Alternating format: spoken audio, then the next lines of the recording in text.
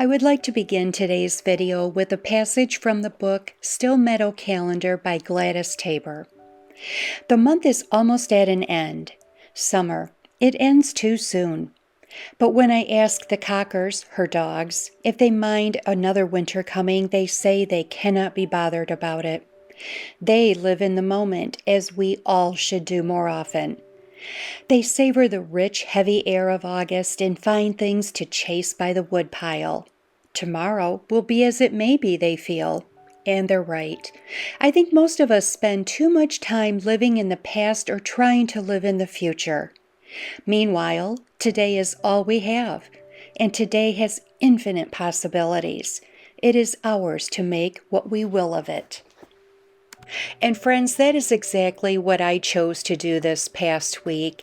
And I'm going to share with you exactly what I did to slow down and savor these last days of summer. In a few weeks, we have a renovation project beginning, and I'll fill you in on more of that later. But what we needed for that project was an old exterior door. So we decided to take the day and just go and peruse a couple of our favorite architectural salvage stores. And I'm telling you, these are like going to a museum. They are both beautiful stores. If you ever get the chance, I highly recommend that you do take the time to just look around. It truly is amazing what they are able to find and save. For people like us, when we are in need of a door, of course we want an old door for our old house. And we were in luck. We were able to find one at the second store that I'm going to show you, which is Old House Parts. I only took a couple of pictures because, to be quite honest, I was too busy looking around, and like I said, we were successful. Mark does have some work to do on it, but as you can imagine, he loves doing that kind of thing, and I will be sharing that with you in a future video.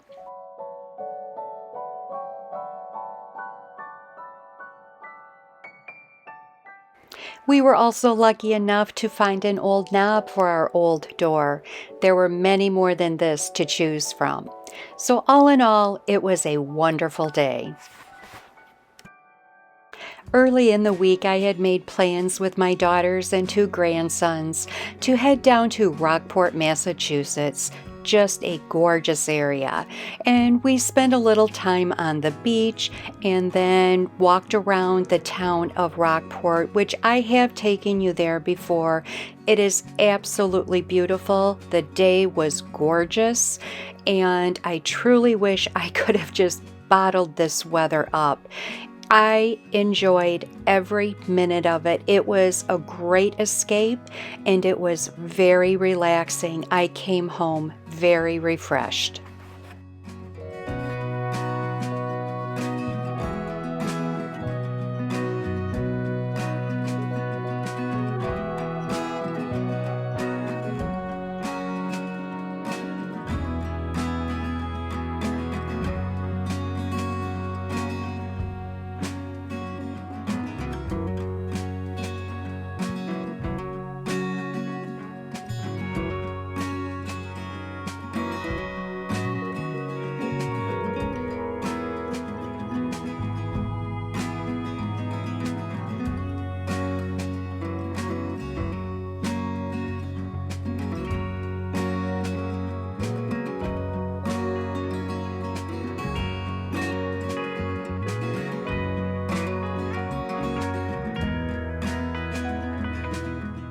The next day was another beautiful day, but it was going to be a bit toasty. So I got up early in the morning and I washed a couple of new-to-me quilts that I had just purchased at an estate sale. They're Nautica quilts, and I fell in love with them, and I thought they would be a great addition to my fall bedding for a couple of my guest bedrooms. So I laundered those and got those hung up out on the line quite early in the morning. And then I decided to take the time to pick some fresh vegetables for that evening's dinner. So as you can see, I am cleaning them off, and I'm going to let them dry outside just for a little bit before I bring them inside.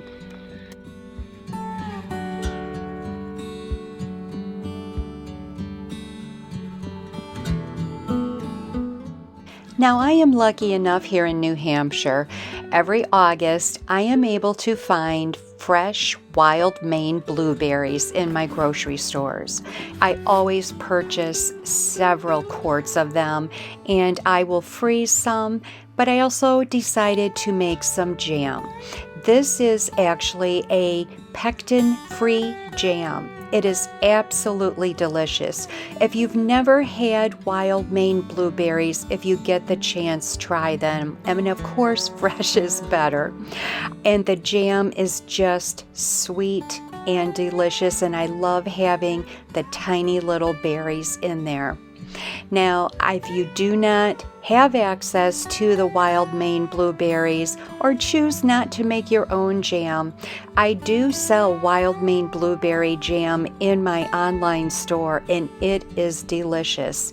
I am saying that from the bottom of my heart. And it's made in Maine.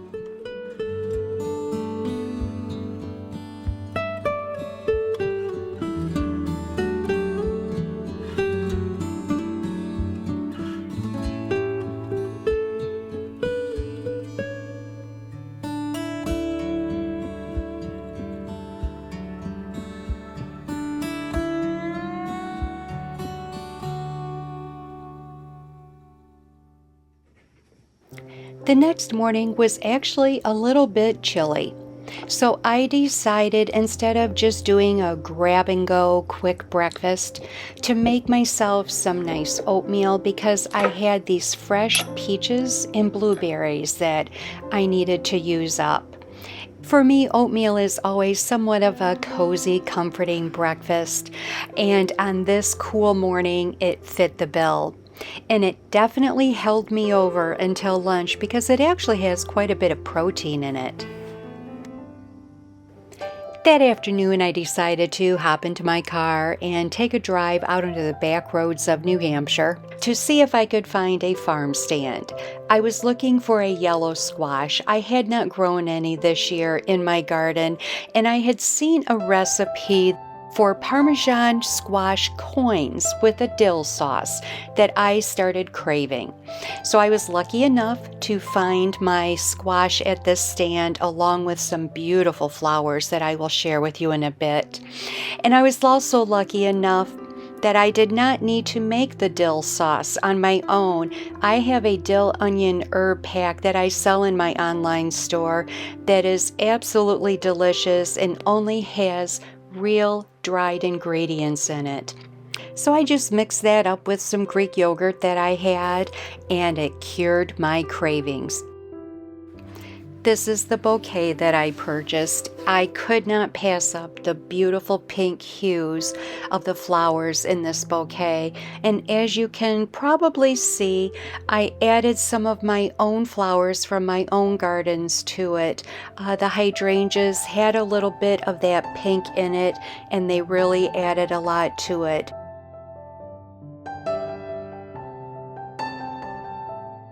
Sometimes it's just the simplest things that can make us so happy. I had recently purchased some new fall candle molds that I was anxious to try, and so that is exactly what I did. I played with those today, and I had so much fun, and for me, it's very relaxing. Well, friends, I hope, if nothing else, that today's video encourages you to maybe slow down, take a walk outside, listen to nature, and truly relish in these last days of summer.